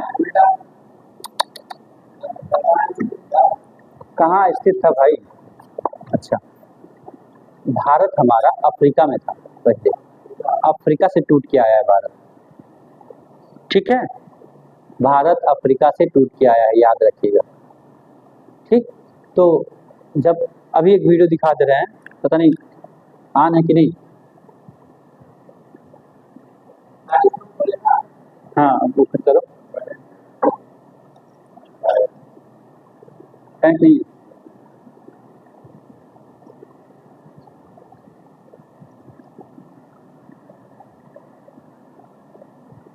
ओपन हो गया?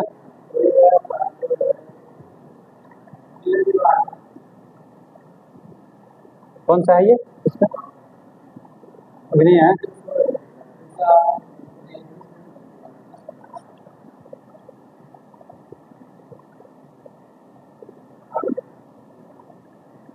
क्या है पासवर्ड?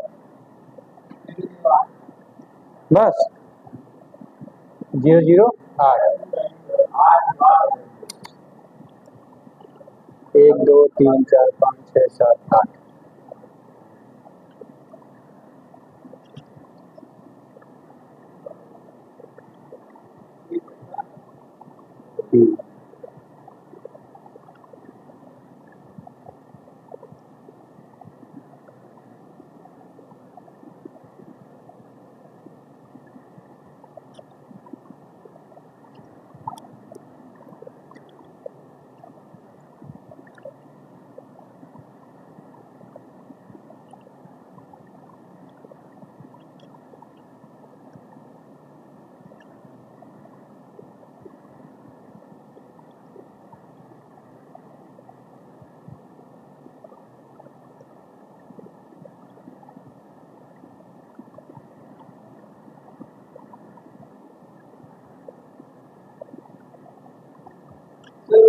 ये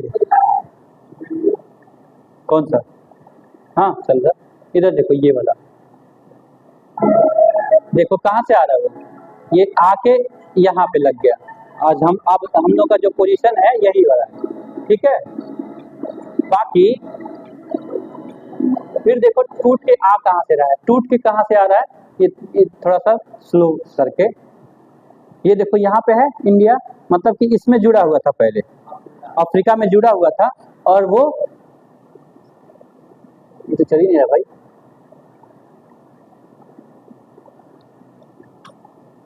क्यों नहीं चल रहा? देखो देखो देखो, ये आया और जुड़ गया, मतलब कि यहाँ पे है, जब देखो यहाँ पे है, मतलब कि ये नीचे से टूट के इधर आया। अब इसमें कौन कौन से देश हैं, कभी कभी पूछ देता है कि इसी को बोलते हैं पूरा पूरा इंडियन सब कॉन्टिनेंट, ठीक है, भारतीय उपमहाद्वीप। तो इसमें कौन कौन से देश हैं, तो एक तो भारत दिख रहा है पहले से, पाकिस्तान भी दिख रहा है, अफगानिस्तान भी दिख रहा है, बांग्लादेश भी दिख रहा है यहाँ पे, ठीक है। तो ये सारे देश भारतीय उपमहाद्वीप में आते हैं, ठीक है, इसमें इतना ही दिखाना था, ठीक।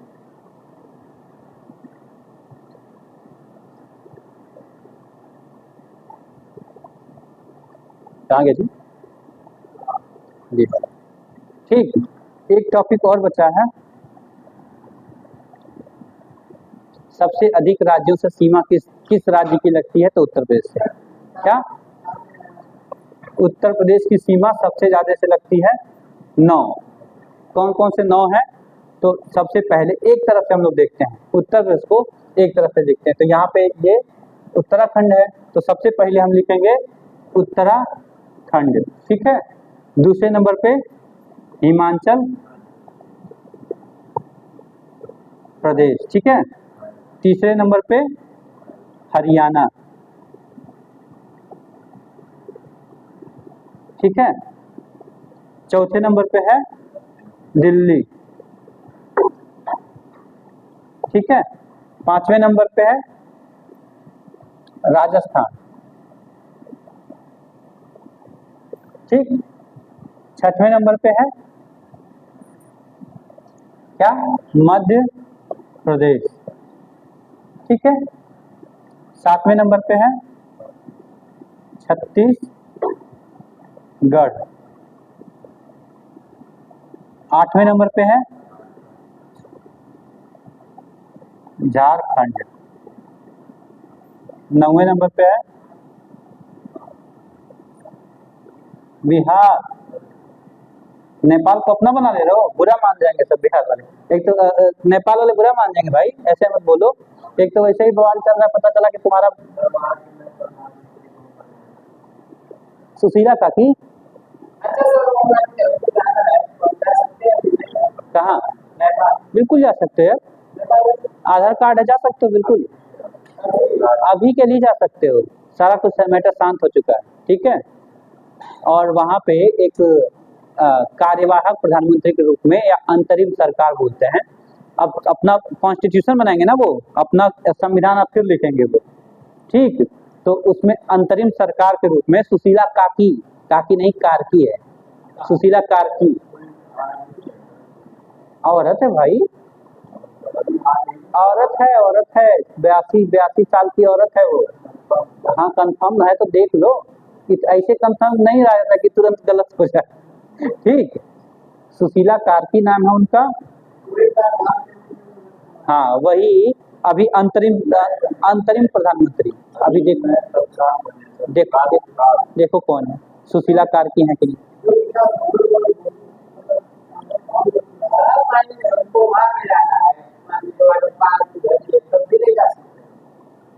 भाई नॉर्मल हो गया सिचुएशन, वहाँ नॉर्मल हो गया है, अब आदमी जा सकता है। वो भारतीयों के लिए कोई दिक्कत नहीं करते, वो प्रोटेस्ट में भी कोई भारतीय का कोई कुछ नुकसान नहीं हुआ। उनका प्रोटेस्ट करने का सीधा सीधा मतलब यही था कि जो यहाँ की करप्ट गवर्नमेंट है, हर चीज में धांधली करने वाली गवर्नमेंट है, उसको बस उखाड़ के फेंकना है, बस हटा दिया, फिर शांत हो गए। वही प्रोटेस्टर, वही जो विरोधी थे, उग्रवादी थे, या यूं कहें कि जो प्रदर्शन करता थे, वही मैटर शांत होने के बाद वही आके साफ सफाई कर रहे हैं। गलियों की साफ सफाई उन्हीं सब ने किया जो बिगाड़े थे, क्योंकि उनको पता चल गया ना कि वो सरकार हट गई, तो अब फिर वो अपने देश को साफ कर लिए फिर, ठीक। बालेंद्र शाह बहुत पुराना भाई, वो कहाँ किस दुनिया में रह रहा है।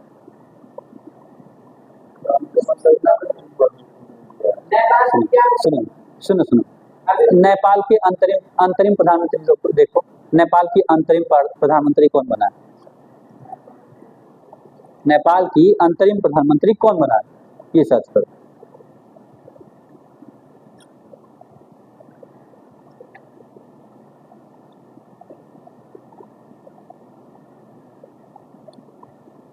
क्या सुशीला कार्की आई? सुशीला कार्की आदमी नहीं है, कार्की, हाँ ये,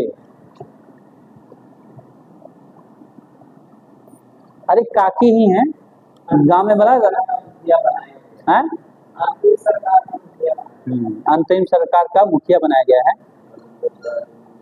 भाई ये कब का न्यूज है, ये तो देखो पहले, 9 सितंबर 2025 का है, मतलब समझ रहे हो, आज 15 है, अपडेट रहो, ले आओ। हाँ हाँ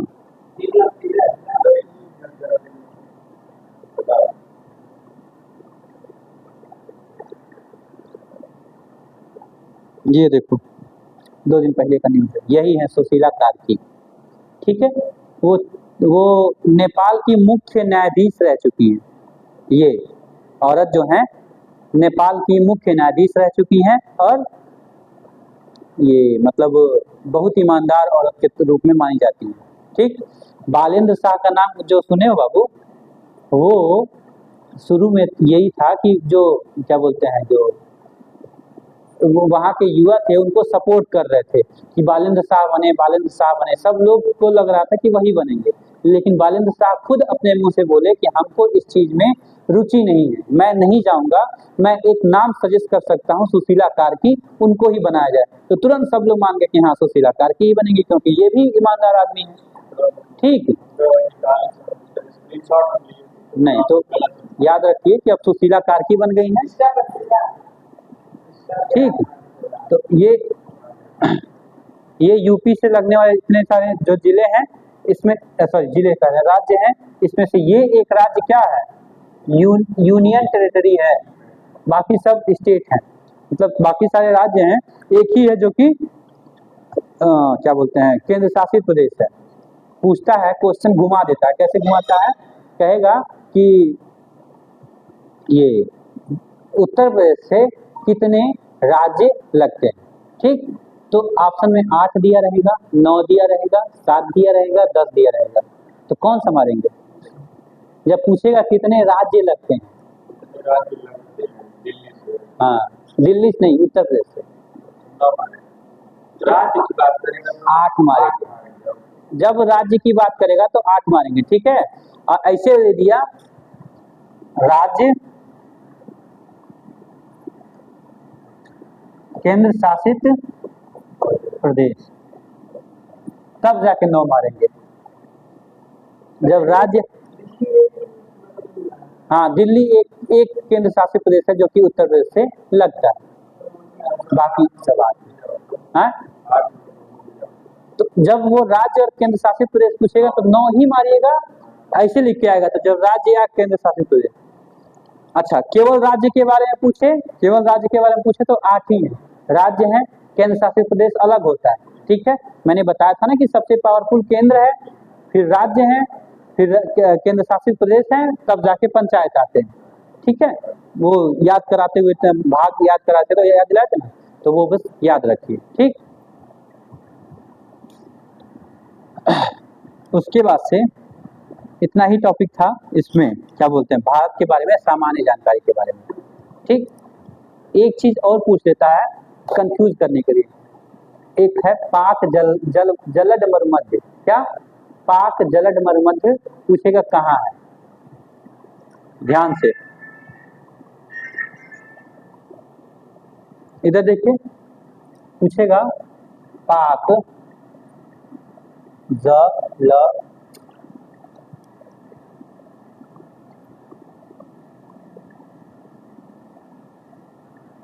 पूछेगा पाक जलद मरुमध्य कहाँ है, या जलद मरुमध्य को स्ट्रेट भी लिख सकता है, क्या? ठीक, सुनिए, कंफ्यूज करने के लिए ये पूछेगा पाक जलद मरुमध्य कहाँ है। ठीक, समझ में आया? तो कभी कंफ्यूज मत होइएगा, हम आप लोगों को एक दिखा दे रहे हैं मैप।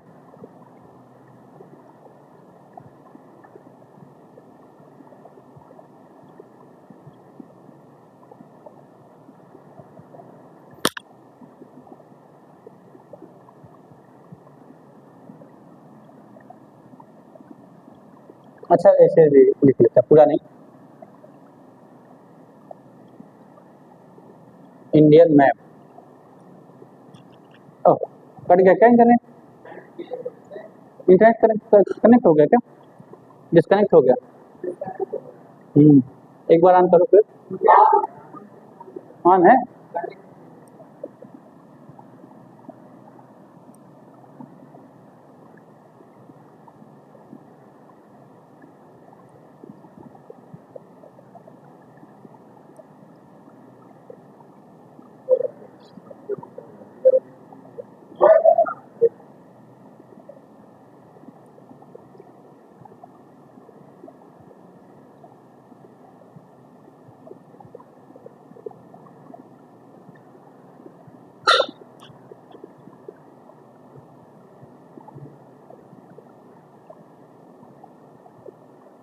ये देखो, ये है फिजिकल मैप, देखें क्या, क्लियर नहीं आ रही ना?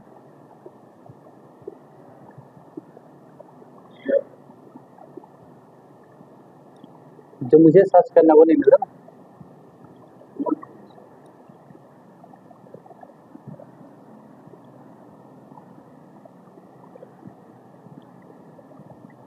फिजिकल।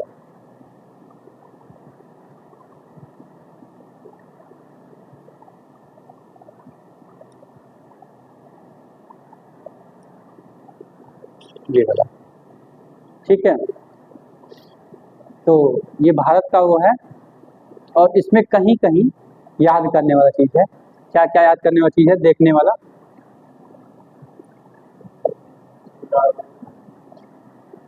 एक ये पूछता है क्या, गल्फ ऑफ मन्नार, हिंदी में मन्नार की खाड़ी पढ़ते हैं, ठीक है। और अभी इससे पहले पूछे थे पाक जलद मरुमध्य, जो मैंने लिखा था वो यही है। कहाँ है? इतना नीचे है, ठीक है। पाक स्ट्रेट, श्रीलंका तो 18 किलोमीटर दूर है, 18 किलोमीटर दूर है भारत से। श्रीलंका का जो सबसे कम वाला पॉइंट है, सबसे नजदीक वाला पॉइंट उत्तर प्रदेश से बहुत दूर पड़ेगा ना। श्रीलंका से और तमिलनाडु के बीच की दूरी बहुत कम है, और वो पार कर जाते हैं। अरे बजरंगबली तो पुल बना दिए थे कि भाई आराम से जा सकता है, वो तो तोड़ दिया गया बाद में या टूट गया, अलग मैटर है, लेकिन पुल तो था, अभी भी दिखता है कि नहीं। तो ये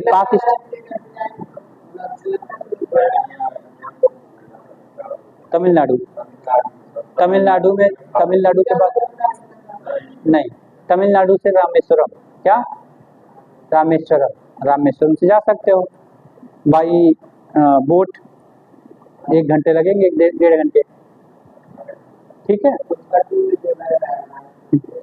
ठीक है, तो इधर देखिए एक पाक स्टेट में, इसमें सुनिए, पाक स्टेट पूछेगा, पाक स्टेट किसके और किसके बीच है? तो भारत और श्रीलंका के बीच। क्या दिख रहा है ना, भारत और श्रीलंका के बीच। एक चीज और पूछता है, गल्फ ऑफ मन्नार कहाँ है? गल्फ ऑफ मन्नार या मन्नार की खाड़ी, तो वो भी श्रीलंका और उसके बीच, भारत और श्रीलंका के बीच, ये भी है, ठीक है। तो हुआ क्लियर। ये पूछता है गल्फ ऑफ खंबात, क्या खंबात की खाड़ी, ये कहाँ है? गुजरात में, गुजरात के तट पे, ठीक। एक ये पूछता है,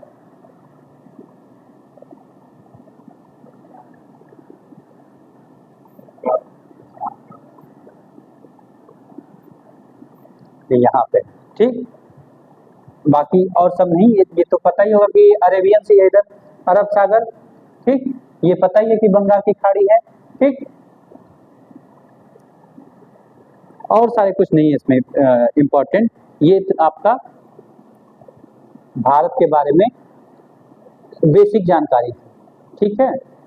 इतना आप लोगों को देखना है, हम उसका PDF डाउनलोड करके और आपको दे देंगे। बाकी सब आप लोग अपने मन से नोट कर लीजिएगा, ठीक। समझ में आया? तो आगे कंटिन्यू करें कि छोड़ दें?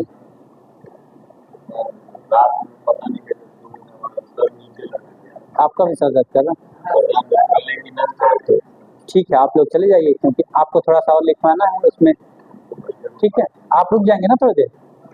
चलिए।